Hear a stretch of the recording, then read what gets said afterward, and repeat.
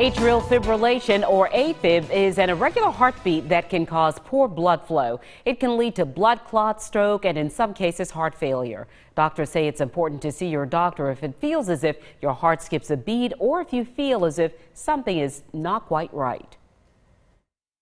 If we wait too long to address atrial fibrillation, it is more difficult for us to manage it. Traditionally, medication is the first treatment used to manage intermittent AFib. If medication doesn't work, doctors will try a procedure called an ablation.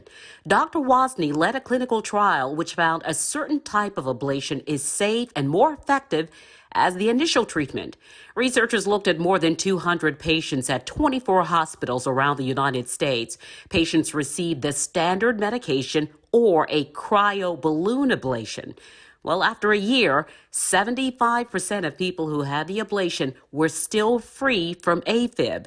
In comparison, only 45% of people who took medication were still AFib-free. Dr. Wozni says using ablation as the first treatment could keep AFib away longer and prevent it from becoming worse. So if you take into account the success rate of the ablation itself, 75% versus 45%, that's very good news for our patients. But also, if you take into account healthcare utilization, those patients took medication and a big proportion of them still ended up needing an ablation.